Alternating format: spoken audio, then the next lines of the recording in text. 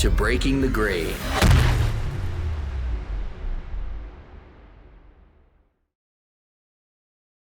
Alberto Rossi always dreamed of being an airplane pilot or even an astronaut.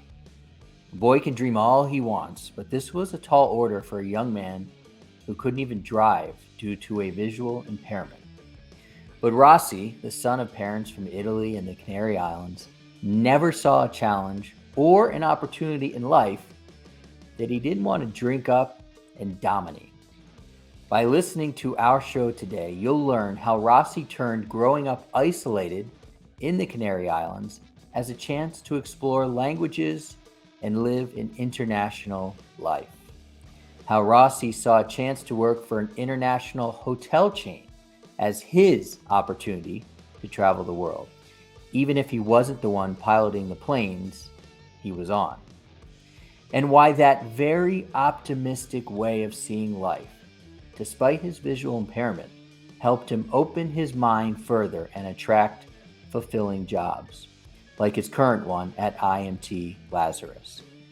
Breakers, band together and be ready to see, smile, and maybe shed a tear with Alberto Rossi. Alberto and John, join me.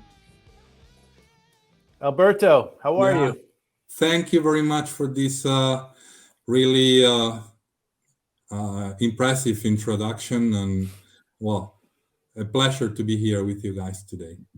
It's an easy introduction because it's who you are, and really excited to have you. John, tell everybody real quickly who you are.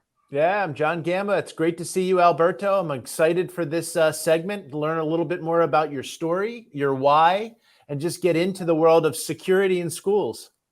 There we go. Yeah. So, Alberto, before we get into that, John and I are very much, if not to a fault, half glass full type guys. But we're going to start here with you and talk about a little bit about your visual impairment, growing up in two different countries, which is not easy sometimes, and growing up on a tiny island, and how you made the best out of all that. Talk about it. Yeah.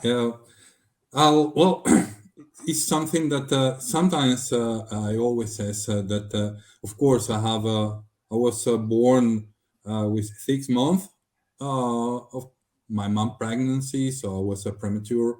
And some decades ago, of course, it was not as easy as it is today in terms of medical advances and so on. But the universe wanted me to keep going and to go ahead. As I said, my parents, my mom is from the Canary Islands and my dad is Italian, actually from Venice. And I was born in Venice, actually.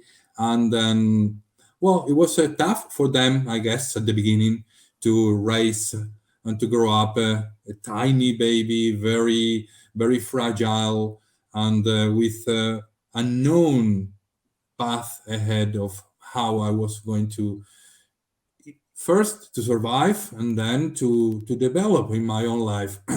But I've been really lucky in that sense. I think that every one of us normally says that we have had the best parents in the world. But in this case, I think it's even I can prove it because it was tough for them. Everything was uncertain, and but the best thing they could do is treat me and grow me up as normal. And I don't like that word, boy, or a boy with not having or not putting my visual impairment in top of everything, not putting it as a ceiling, not putting it as a wall in front of me, but making me conscious and being then also conscious of my own limitations that I have discovered, that I had been discovering them throughout my life. Then you realize that because I've also worked for social companies and in the field of helping disabled people to get a better training, a better preparation for a job development and for a job access. So then you realize that, well, we are all human beings. We are very fragile. We don't know what is going to happen. Who knows if after this recent earthquake someone maybe hearted or even died. You never know what's Right. coming next second, next minute. So that's why you have to enjoy life the most.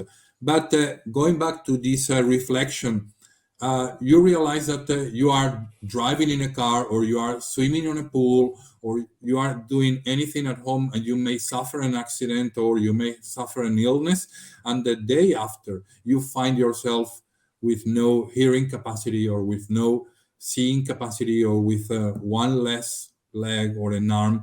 And then you have, from that moment on, you have to learn how to adapt your regular life, your regular habits, to do it with that new circumstance.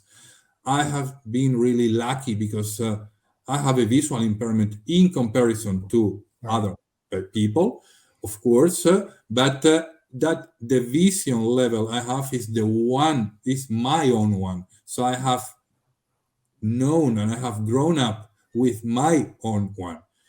Yeah. People that knows me, they said, it's incredible how you develop, but at the end of the day is you take the best of your skills and you have to take the best out of them. John, he used the word lucky. Yeah, I'm just fascinated by this story. A lot of times, you know, when we think about terms like disability, and we think about terms like learn differently or develop differently, I always think about some of my challenges. I was neurodiverse. I struggled with ADHD. I struggled with a little bit of minor case of dyslexia, and I always like to think at 52 years old, looking back, how much of that disability made me better. I had to work harder. I was challenged. I wasn't like everybody else, but I also maybe developed some grit or developed some a work ethic. Tell me, looking back, how that sort of disability has impacted your life, both personally and professionally, as you've gone forward. Yeah, in many different ways. Even though, as an idea, there is in Spain there is a very big, well-known, and amazing organization that was raised after Spanish Civil War to support disabled military overall to gain their life, to make a life, and this is called once, as the number, as the translation of 11 in Spanish, and stands for Spanish Blind National Organization, and they have over 100,000 employees. The main uh, source for their big incomes is a lottery. It's a social lottery which is very well recognized in Spain. Well, you to join this national association, you have to have a visual level of 10% or lower. And I studied my last year of before going my last year of high school in the United States. I studied my university, and then afterwards, in a regular yearly visual revision, medical revision, they told me, why don't you join onset? They offer a lot of opportunities of jobs, training, etc. And I had never thought even about it, because my disability, my impairment has never been, as I said, an obstacle, has been just a circumstance. Going back to your question, John, it's funny because it helps. I am very ordered person. I have a very nice memory. And people said, wow. I said, yeah, I think that my brain unconsciousness, in an unconsciousness way, has it's been easier for it to memorize and to learn and to keep things in here rather than look it with my eyes. So Definitely. Josh mentioned the lucky, you used the term lucky, and I'm reminded of a mentor who said, I don't believe in luck. I believe that the harder you work, the more lucky you get. Yeah. yeah, So you have to be in the right place at the right time, and you have to exactly, have worked hard. The exactly. other opportunity professional that you've had that you got to tell everybody about because it sounds unbelievable is your opportunity to work at the hotel chain and explore the world. You weren't flying the planes and you weren't going up, in the space shuttle to see the world from Yeah, a million miles up, but you did get indeed. to travel. Indeed. So, well, after I finished my university, then I joined this ONCE organization, and 6 months after, they told me, "Hey, Alberto, there is an MBA program that we support along with European social funds, specifically for disabled people all around Spain." They made casting. They made a kind of casting, yeah, academical casting, and we were 30 people Hmm. from all over Spain being uh, granted an MBA and being supported all the expenses here in Madrid. And one part of that academical process or training process was to make a stage in a outside of or inside of the organization or environment of ONCE itself. And so they approached different big companies in Spain that they wanted to have an stagiaire with certain disabilities. And it was this company, Melia Hotels International, that came and they say, we have a job position for an international agreement stagiaire. And everyone in the course said, Alberto, that draw for you because you comply. And I said, well, and it was in Mallorca. So I said, well, it doesn't make any difference going from one island, Canary Islands, to another island, the Balearic Islands, always in Spain. So I did my stagiaire process, my scholarship process of 6 months with them in the international agreements department, and then I remained with them for 5 years at the end, or as an employee. And I was able to work in the hotel expansion department, purchase, relation with owners. So that dream that I had when I was a little kid, and I draw airplanes all the time in piece of papers of traveling, then the universe somehow gave me the opportunity. Uh, I think in a large amount, because I had to catch like 150, 200 planes yearly. It's John, amazing. you lived that life before? I was that kid who made paper airplanes and planes out of Legos. That was the big one for me, and it all had to be color coordinated. It all had to be, and I was meticulous about it. But I think we all have that kind of spark inside of us. Yeah. Alberto, you use the word lucky, you use the word dream. As you're talking about this job here, I was thinking, what a dream come true. Sounds super cool. As we know, traveling is not as easy as it used to be, but still dream come true. And we're about halfway through the show here, and it's time to talk about your current dream job. IMT Lazarus. I met you guys at ISTE in New Orleans, Mhm. and you guys were packing up. The group was packing up, but um, uh, it was a chance actually for us to have kind of a real relaxed conversation. Everything seems to be relaxed kind of with you, Italian, Canary Islands, Spain. So I was so excited to have this conversation. But tell us about IMT Lazarus, because it's actually a very serious product that you guys have. And then we'll talk about the passion. Indeed. Well, IMT Lazarus is a project. It's started to be a project, always a dream also of someone, which is Daniel. Daniel Martinez is the CEO, is the founder, is the brain, the IT brain, is the father and the mother of this awesome project. And I met him by hazard also, that the majority of nice things in life happens by hazard, and then you realize that everything or nothing depends on how you want or from which side you want to look at it. It happens for any reason, for some reason, and that's also great. And so IMT Lazarus is a project that attempts and tries and aims to provide a better life for teachers, for students, and for families in this new era of digitalization in education. So we are there. We're very proud. We are very excited to be a tiny part of a very nice and very important project, because of course we are talking about education.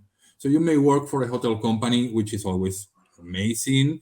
You are serving tourist people, or people that want to have fun for leisure, or but in the case of education, you have an extra amount of responsibility, because we are talking about the generations, the next generations, the generations that will lead the world, and hopefully better than it is today, at least.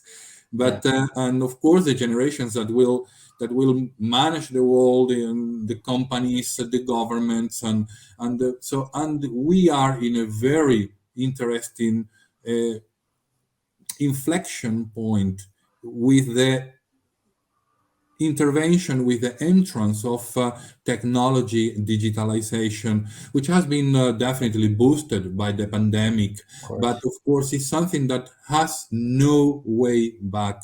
And we are, I always give the same example, we are, as companies, 30, 40 years ago, it was not very common that everyone had an email account or had a full access to internet, or you could just was accounting or budgeting, etc. And still the majority of companies were using faxes and telex, etc. Just 30, 35, 40 years ago. That means yesterday. Today we are in the same stage in terms of education, and we have, again, also we have to be very responsible, very careful, and we are a part of it. Yeah. Tell us about that, the importance of privacy and security. That's at the basis of this solution. How has that changed over time, and what does the future of privacy and security in schools look like through your lens? Yeah, just to give some a couple of data. Uh, Statistics says that when we talk about the importance, the sensibility of data, of course, number one, we have health data, medical data of people. And the second one is educational data. We are talking about underage. We are talking about parents info, where they live, how much do they pay for their fees, for their children fees, which are the grades they are having, etc. So that data is extremely sensitive, extremely fragile, but which in on the other side of the coin, that data is protected in the number 15 of the ranking. So we may talk about health industry, insurance, banking, financial, whatever you may think.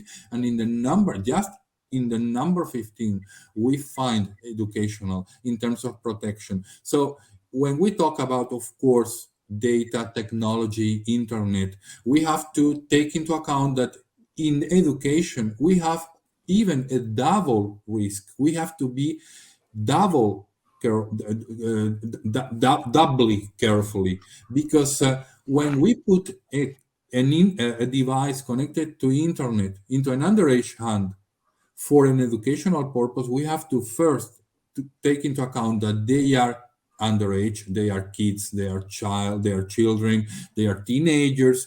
Every day, every single thing is new for them. They are growing, they are knowing, they are discovering.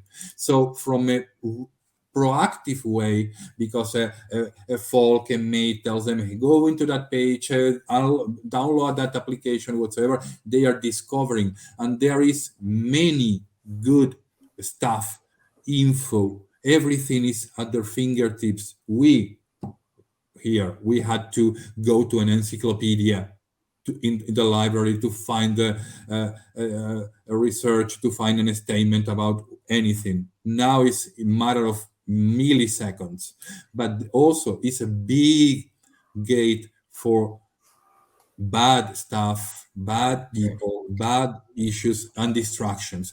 And also because they may be attacked from a reactive way, there are many bad people outside, many bad interests that are trying to to the goshing, the fishing, sexting, etc. So we have to doubly protect them from their own initiatives and from outside initiatives, and to guide them in a proper way, and to use internet the same way that we had used books or textbooks in a regular way.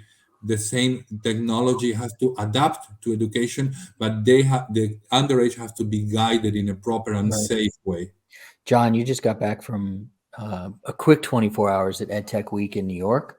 Talk to us about what you saw in terms of what IMT Lazarus is doing and or some of their competitors. But at the end of the day, I don't see much competition in the education space because we're all trying to help kids and in this case keep them safe. Did you see other companies? What's going on in this space? One incredible aha moment, and it relates to a lot of what Alberto was just sharing, was not only this heightened sensitivity to protecting data and being sensitive of privacy and security, but how much learners are empowering themselves with this sensibility. And I faced that about a year ago. I was participating in some focus group tests, Alberto, where we were working with students and we were just asking questions about their technical inclinations. We said, Google or Bing? And the students, high school students, raised their hands and they said, Google or Bing? DuckDuckGo, because we want to protect our own personally identifiable information. So it's not only this sense of we got to be focused as adults on privacy and security, but students are becoming more aware of protecting themselves. And I think that opens up business opportunities. And some of those themes came out at EdTech Week. Indeed, absolutely agree.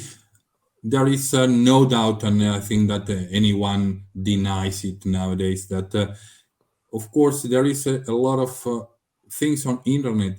Little by little, we are getting used to pay for services because we want everything for free. We want music for free. We want films for free. We want software for free.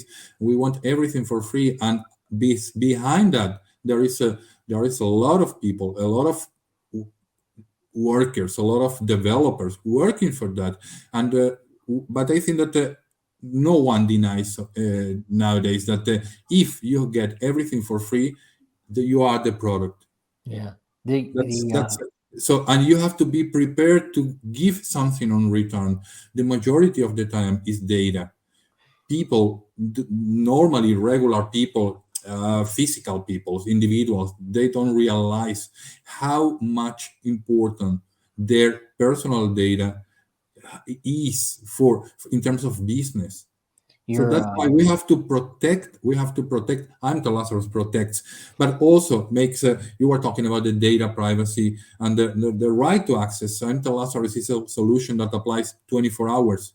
It's like if we think about the bank manager.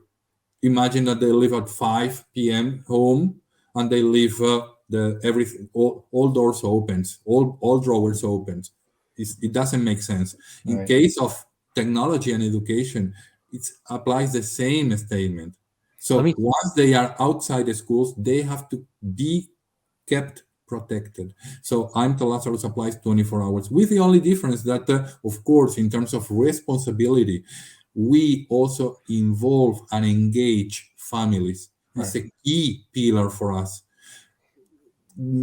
Fortunately, with the new generations, the digital gap between parents and children is every day shorter. But imagine that parents of, I don't know, 50, 60 years old, they are not that much familiar of technology, of the use of internet as their kids, as their children. And there is a gap. and they are concerned about the proper use. Fortunately, as I said, this gap is every day shorter, but we have to involve families. They are a key part in their children education. Yeah. As a matter of fact, they are the ones responsible for their education. Their children go to school to get knowledge. Nowadays, the knowledge, as I was saying, is in their fingertips. So teachers' role now is also, the paradigm is changing. They have to guide them in the logical path, in the teamwork, in how to relate thoughts, ideas, how to promote creativity, rather than just exchange knowledge with them. But they are not there to educate, they are there to guide them and to provide those educational tools. The bank metaphor is a good one. Let me try and paint another picture that was painted for me when I met your colleagues. And tell me if I've got this right. Feel free to correct me, of course. But of the idea that IMT Lazarus creates kind of a digital fence, and I'll take almost the role of the child who goes to school and might be online, and the teacher is able to use the product to kind of see where they're going, protect them, digital fence.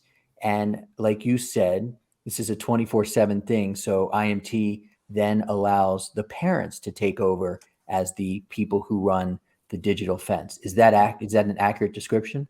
Exactly, hyper, super accurate. It is like that. At the beginning of the IMT Lazarus project, of course, we had developed, and is in the core, is the main core, on the main part of the tree, the providing security and control, and providing data management.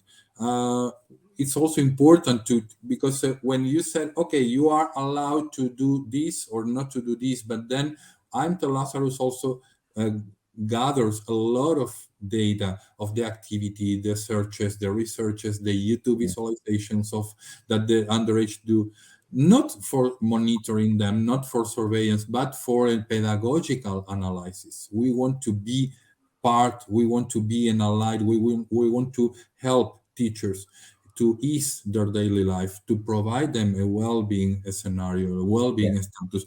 And so what we have been doing in these 7 years is to create exactly this fence of this like an ecosystem of security and control, in which we bring all the digital tools the school are currently using, or any other that, as a technology partners, we incorporate, we bring on board, and we offer them, and we say, oh, you are using this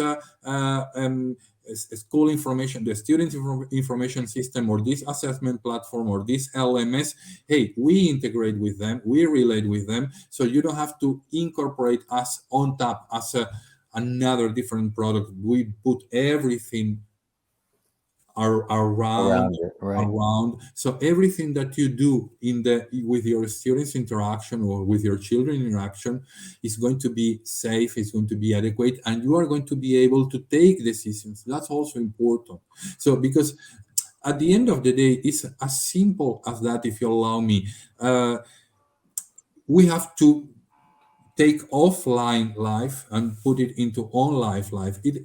Of course, metaverso is something different, but we have to adapt and to think, do I need, me as a math teacher, in my classes, of course, I let my students to use the calculator, because I don't, the effort of course, they have to learn how to make mathematical operations. But if they are doing other things, okay, they are allowed to use a calculator. But during the exam, the calculator is blocked, is not permitted, of course. So in my online life, in my online interaction with them, is going to be the same. So me as a teacher, I can, of course, let them use the calculator and as an application, but during an exam, I'm going to block, I'm going to hide the calculator from them, and I want to control what they do. The same way that me as a parent, if I have a 6 and a 15-year-old kids, the security, the control that I make on them in a regular offline life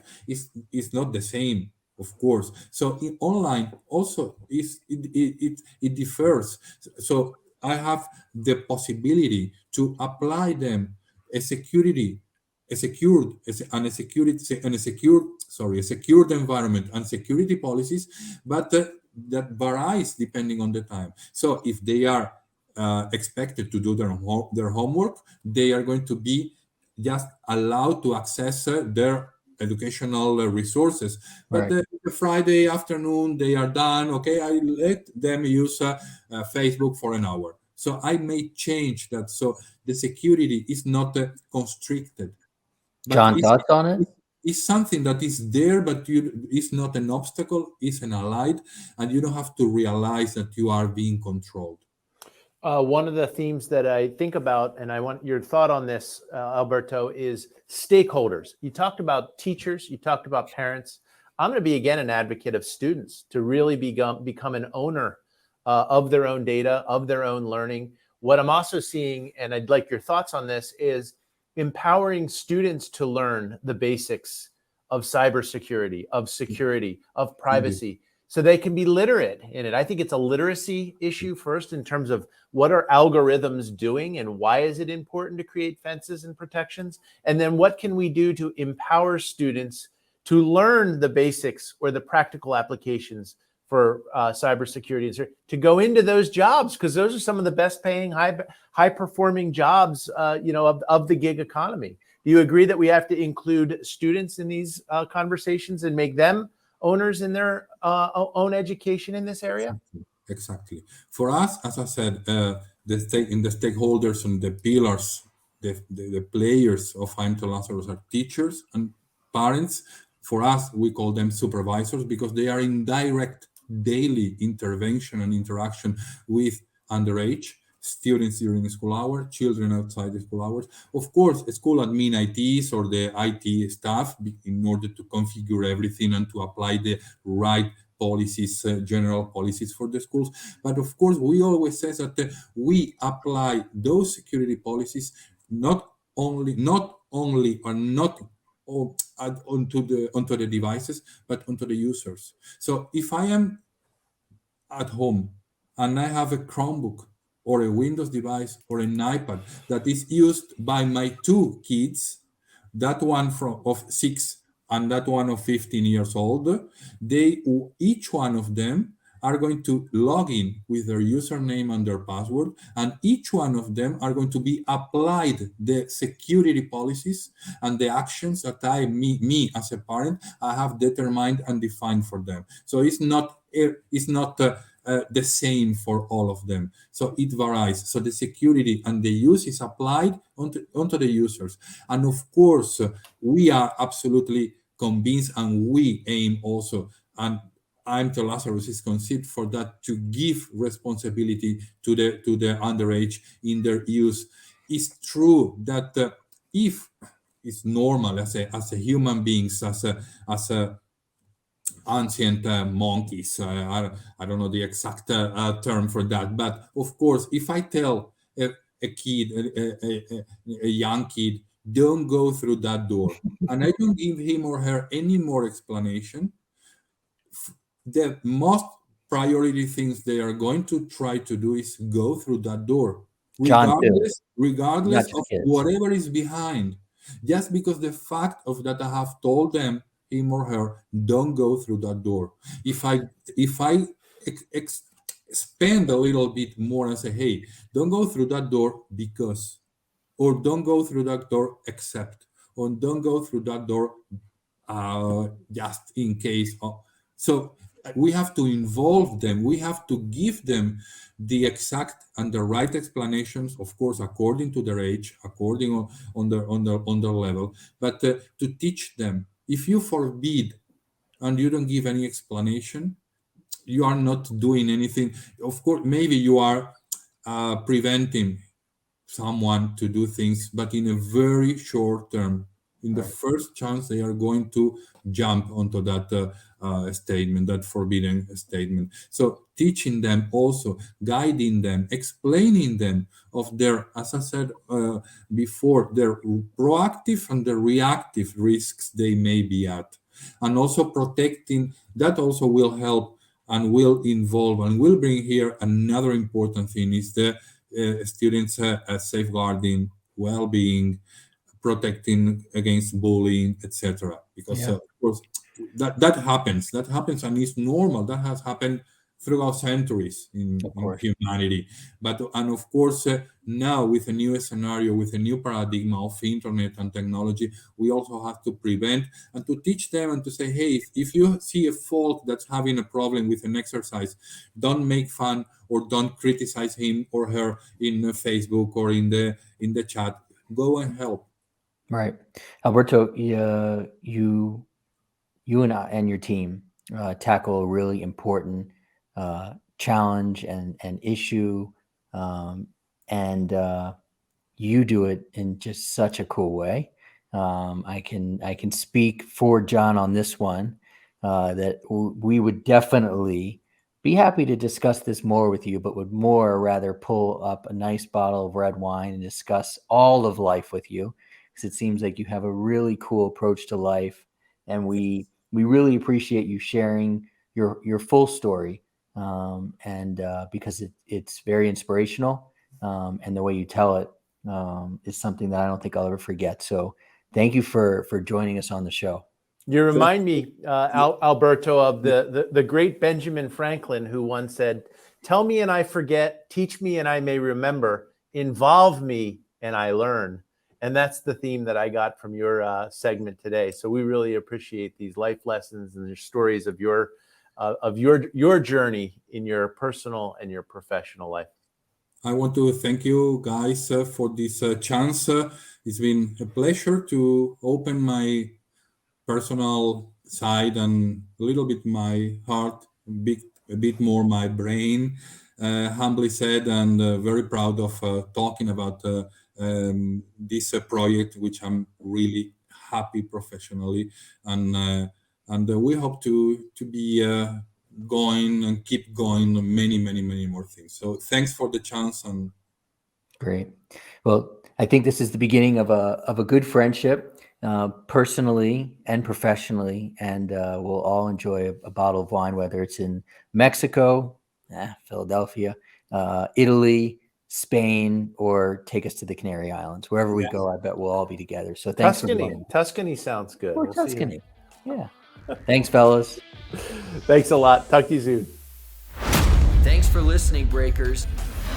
Next time on Breaking the Grade.